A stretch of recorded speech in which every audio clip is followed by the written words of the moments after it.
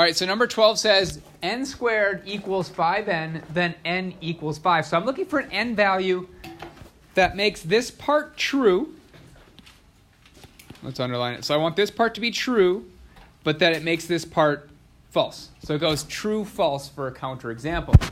So in this case, if I plug 0 in here, 0 squared equals 5 times 0, because that's 0 equals 0. It's true.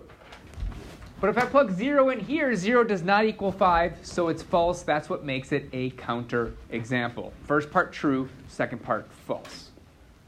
Does that make more sense? Is that good? Oh yeah, Good? sorry. All right. No, yeah. Other questions? Yeah. For 16, could you put a trapezoid? For number 16, could I do what now? Could you put a trapezoid? You could put a trapezoid, yep. No, it's 4 congruent sides. A trapezoid does not have 4 congruent sides because a trapezoid has one bigger side. So I wouldn't quite agree with that. I get what you're saying, though. Yeah. Number 3?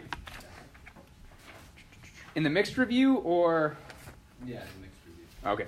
The mixed review question says, if point B, so I put a little hint on there that says drawing a picture might help, but you have to know what's happening first, right?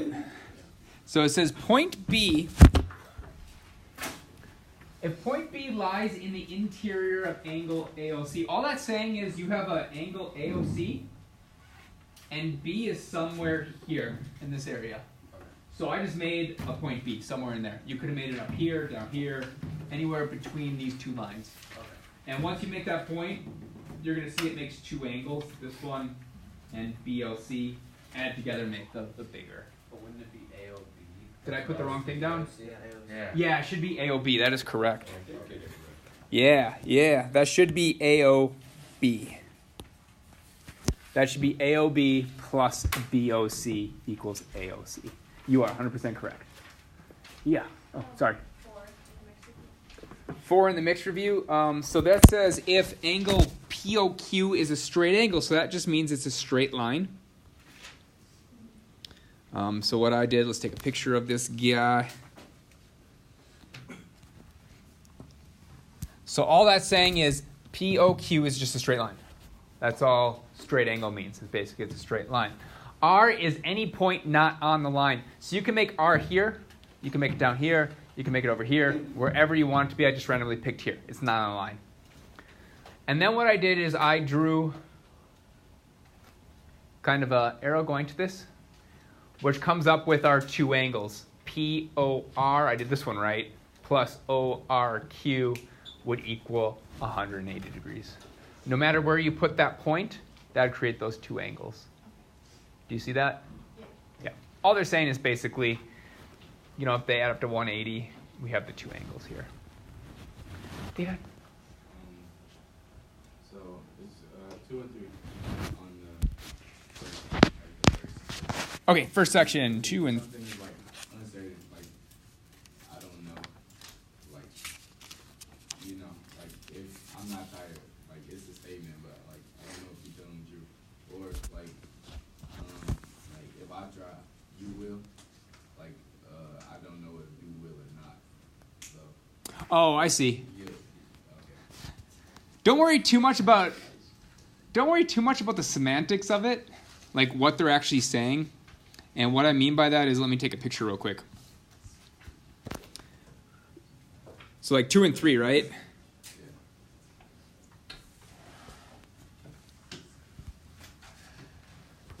So 2 says, I can't sleep if I'm not tired. So my advice to you is just circle the 2 statements. I can't sleep and I'm not tired. Both statements, right? One has to be the hypothesis. One has to be the conclusion. Yeah. I thought we had to state those kind of. Nope. This one was you just had to list which one's the hypothesis and which one is the conclusion.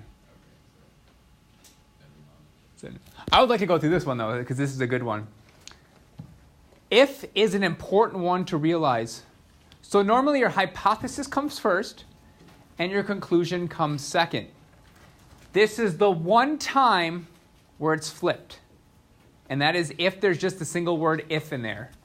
So that means that it's flipped. Instead of hypothesis conclusion, it is conclusion then hypothesis. So that means that this is my Q and this is my P. So my conclusion is actually I can't sleep, and my hypothesis is I'm not tired. It's the one where it's flipped. It's the one we have to realize if there's an if between it, we flip the two. All right, other questions?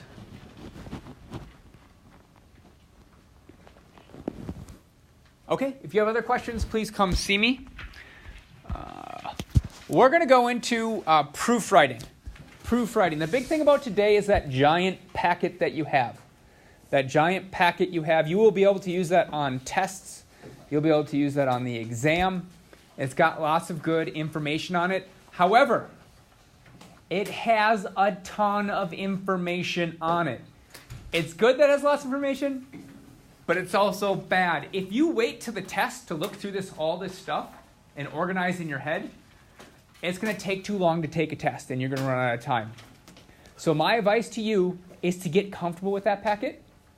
Today we'll have an assignment where you have to basically sift through the information to find information that you need. Now's the time to kind of get an idea of how you can look through this rapidly. We're going to start with that first page, actually. But first we're going to talk about what a proof is. We're going to talk about what a proof is. All a proof is, up till now, we solve a problem. If I give you 5x plus 2y equals 36, we use algebra and we solve for x and y. Proofs are you just have to say why you're allowed to do that step. Like let's say you have 2x plus 3x. You combine them together, you get 5x. In this, you're just going to have to state a reason why you can do that, and all your reasons are going to be in that pink packet. So all your reasons are your pink packet. So what's happening is, in one side of the column, you're going to solve the problem, and the other side, you're going to say, hey, this is why I can do that. That's all proofs are. So when you're writing a proof, there's two bits of information that are generally given to you. There is going to be a given, and we'll see an example down there. And then there's going to be something that says prove, solve, something along those lines. I'm just going to put prove because that happens a lot. So when you're given a proof, you will almost always be given a given. That's information that's told to you. And then you'll have something down here that says prove this is true.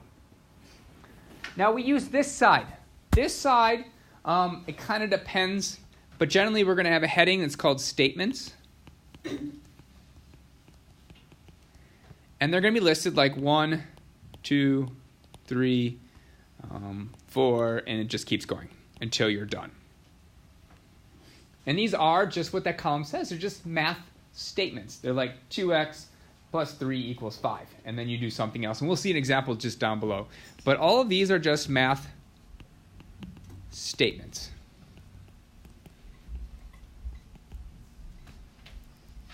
In fact, that's all your work. This is all your work to get from your given, which is going to be here generally, all the way down till you get to your prove step. These are all your work. Over here are going to be your reasons. And I can almost always tell you what the first one is. Your first reason is almost always. Did I say every single time? Yeah. I said almost always. Almost always. So if you have no idea what you're doing in a proof, and you're not sure, just put given here because 90% of the time you'll be right. All right, if you have no idea what you're doing, at least I can give you something because you wrote given down there. But it's only like 90% of the time. So this is almost always going to be there.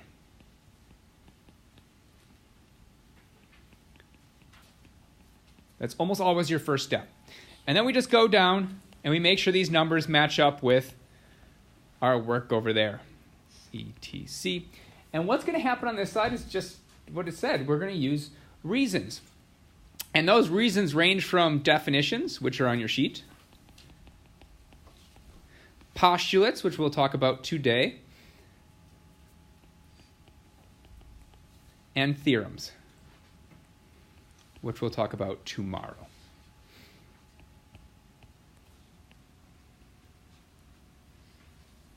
And I guess it doesn't hurt to talk about it right now. Definitions. You have a definitions page. I believe it's on your second page. So your first page is algebra stuff. Your second page is that definitions? Yeah. Different definitions that we've had. So we can use those. Postulates will be the next page. You'll have a whole bunch of postulates. Postulates we'll talk about in a second, but basically a postulate is something that's taken as common knowledge. We don't need to show it's true. We just say, hey, 2 + 2 = 4. Kind of thing. It's stuff that's just taken. We don't need to prove it. Theorems are something we're going to either prove in class or I'll show you the proof of them. So theorems are something we've proven to show is true. We generally use postulates and definitions to prove a theorem. Then we can use theorems without using anything before. Once we come up with a theorem, then we can use it kind of just like a postulate. So the big difference between postulates and theorems are postulates don't need to be proven.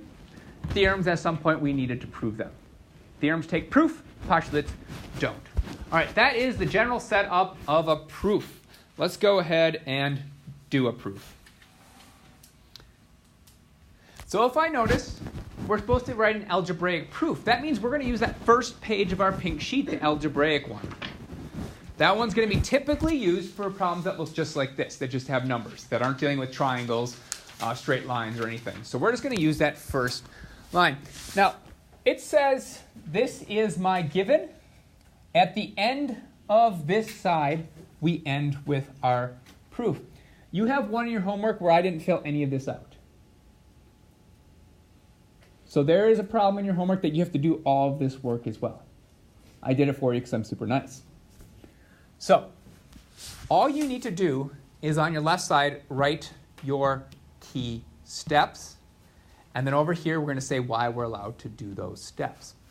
Do you see how the first step looks exactly like our given? That's all we're going to write. Your reason for writing that is because, hey, you gave that to me. That was given to me.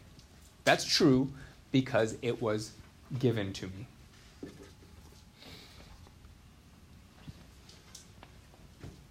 Our next step. Here's my key to you when I do this stuff to you. You're going to ask what happened from this step to that step. Can someone tell me what happened from that step? Yeah. Well, 6x and 2 when multiplied by -4. Yeah. And can someone find a property that allows me to do that? Yeah. The distributive property. So you go to your pink sheet and you find something that lets you do that, and it is going to be our distributive property. And I'm going to tell you, right now, I will not write all this out all the time. Sometimes I'll just put that in prop. All right, that stands for my distributive property, because sometimes you get really wordy, so it's nice to condense them so you can do them quickly. As long as I know what you're talking about, you can shorten them.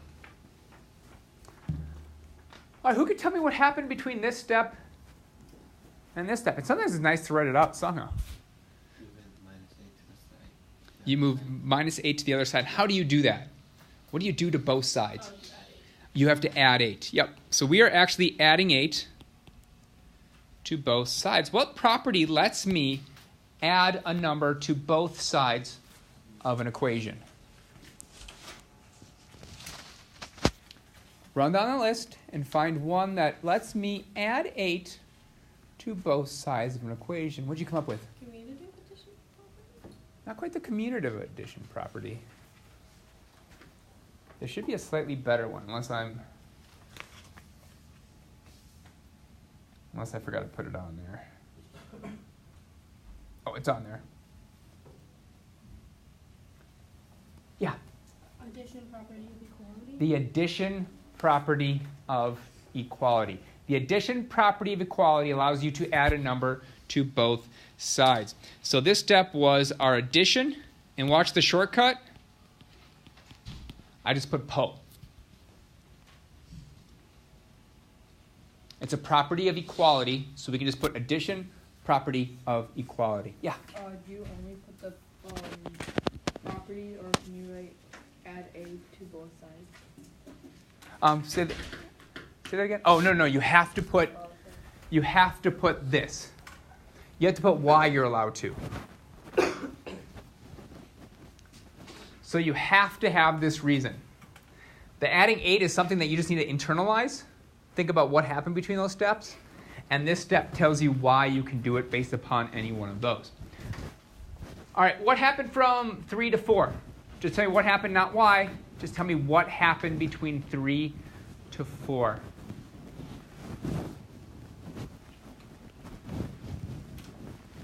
Well answered. Someone knew.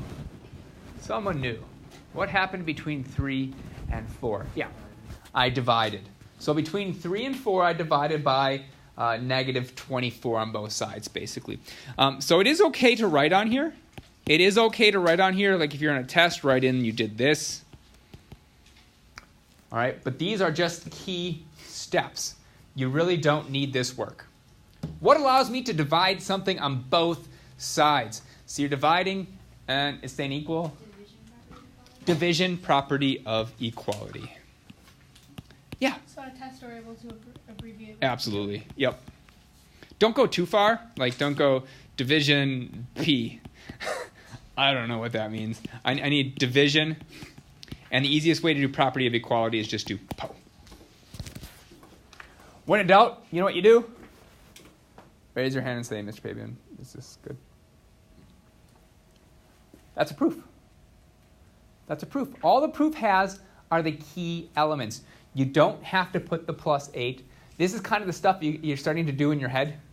Where in your head you just think add 8 to both sides. Okay, got that. What allows me to do that? That's the addition property of equality.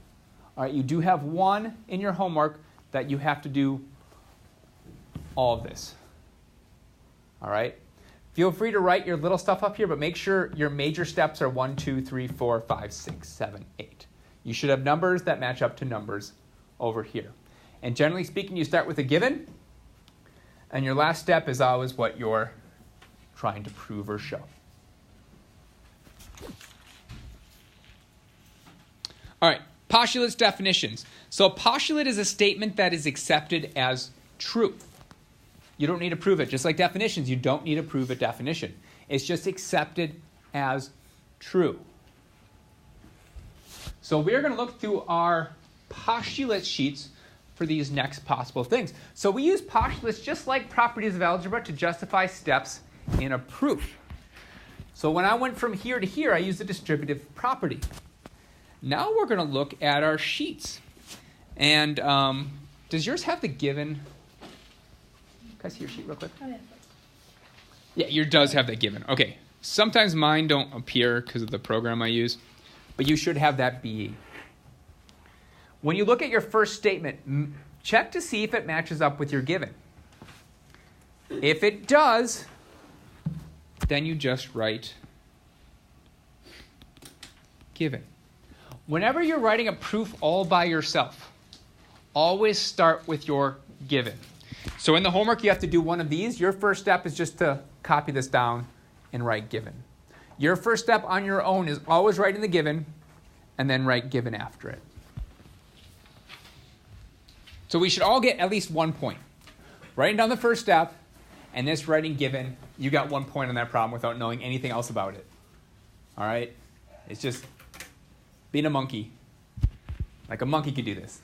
Copy this and then write given. Copy whatever's given, put it there. This is what's given, write given. We should all get 1 point on proofs even if we just have no idea what's happening. All right, the second step does say, well, it doesn't say what I'm going to prove, so I'm just going to follow along here just to see what it's doing. It says draw G as a midpoint of BE. So I'm actually going to do that up there. I'm going to write G as a midpoint. But now I need to find a postulate that allows me to draw that. That allows me to actually draw that. I'll give you a second to look through your packets. I'll call on you in just a second. I just want you to look through your packets, see if you can find it.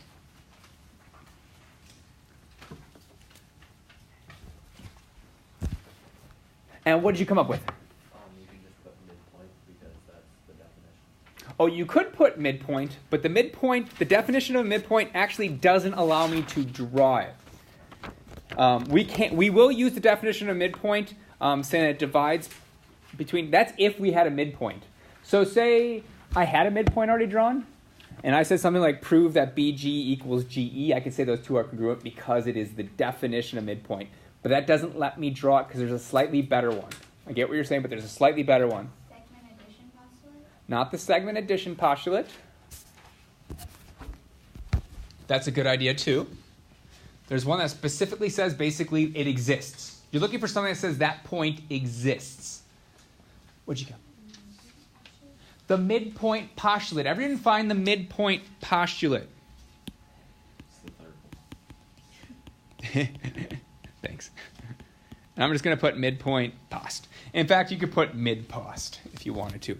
So I'll read it and see if that kind of makes sense. So the midpoint postulate says exactly one midpoint can be constructed on any segment. Is that what we did? Did we construct a midpoint? Yep, we drew a midpoint. That's exactly the postulate I'm looking for.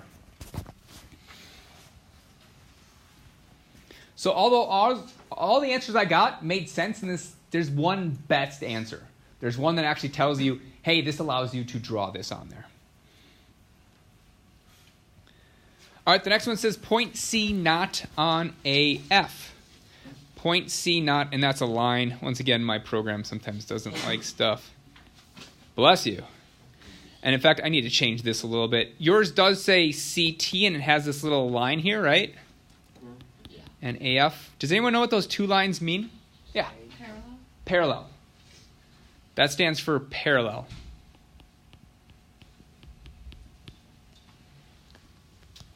And I always remember how to spell parallel because the two L's are parallel. Spelling. Not my strong suit. But can someone tell me what parallel means? I don't need crazy, awesome definitions. I need to know. They never intersect. Perfect. That's a great definition.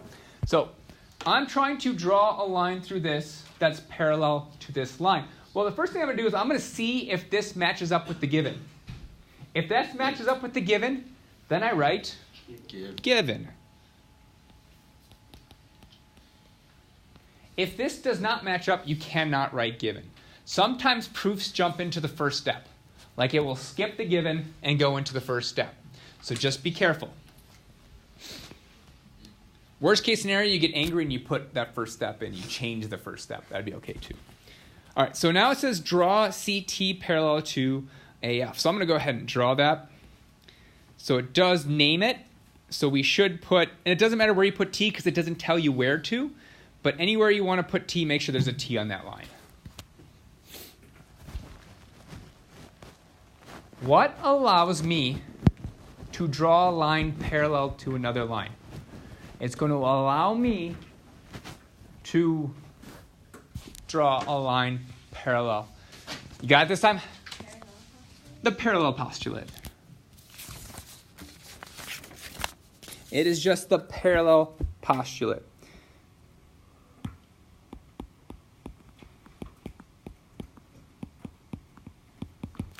The parallel postulate. And the parallel postulate says, through a point not on a given line. Were we given a point not on the line? Yeah. Exactly one line can be constructed parallel to the given line. Hey, I drew a line parallel. That must be it. And if you look at the symbols, so let's all look at the parallel postulate. Let's all look at the parallel postulate. I'm going to kind of draw those arrows up here. Do you see the two little arrows that are on the two lines? Right here and here? Yeah. On the parallel postulate? That means parallel. And I'm going to tell you right now, you can take small notes on your parallel postulate sheet. So on the parallel postulate sheet, if you want to point to those two arrows and say that means parallel, you can do that. You can take small notes on this pink sheet. You can do drawings on there. The only thing you can't do is like a full example. You can't write out, here's a proof. And we can have this during. You can have that during anything. Okay. Yep. So you can put little notes on it. Just don't do full examples like, hey, if you see this, do this. But little notes like, hey, these two arrows mean parallel. Maybe you should put, this symbol means parallel if you weren't sure of it. And little things like that you can add to your notes. And if you're not sure, once again, Mr. Chapin, can I write this? Either yes or no. All right, let's go ahead and do the next one. All right, we have T is the midpoint of YU. I look down here and see if that's what matches. It does. I'm going to write given. Whew. Now I quit because the rest is too hard. No, I'm just kidding. If we notice, this one's different than the other one. I didn't provide the next step, but I did say how many steps it's going to take. Does anyone have a guess what goes in this next step if we know where we need to go? Were you going to? Yeah.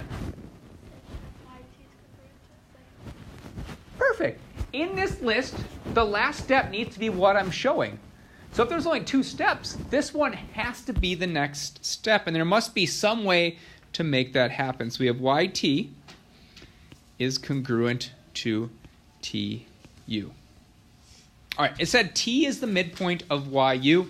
I want to jump straight to YT is congruent to TU. There is something on the sheet that allows us to make that jump. You said it before. Midpoint, definition of midpoint. I need to see definition because midpoint has different stuff associated with it.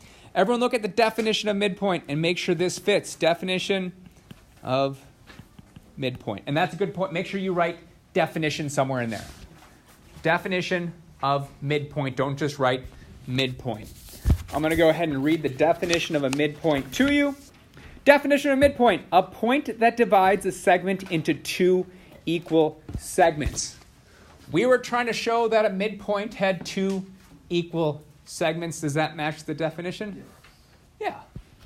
In fact, anytime I see midpoint in a proof, homework, test, I would automatically put those 2 little tick marks to show that they're congruent to each other because it'll help you in the future if you just get in the habit of doing that.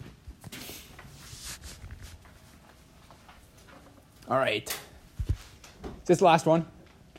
Yeah. Yeah. Ooh. Sick of talking. No, I'm just kidding.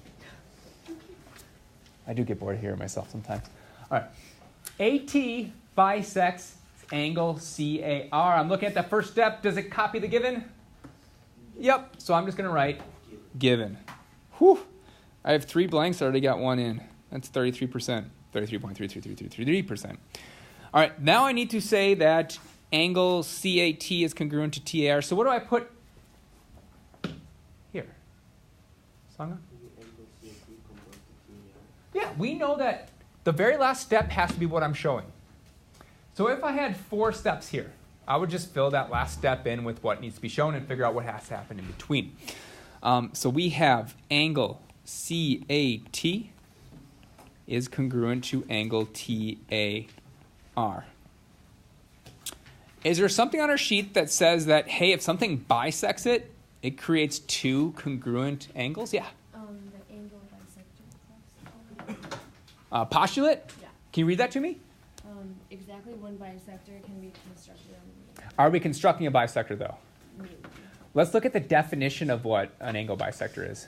a line that divides an angle into 2 equal lengths. Do you see why that one fits a little better? Because I'm showing that those 2 are congruent. The definition says that those 2 things are congruent. The postulate says I can draw a line. So you're not going to lose a ton of points by picking the wrong one, but you are going to lose some. And as long as we're on the right path, you get most of your points. So this should be definition of an angle bisector.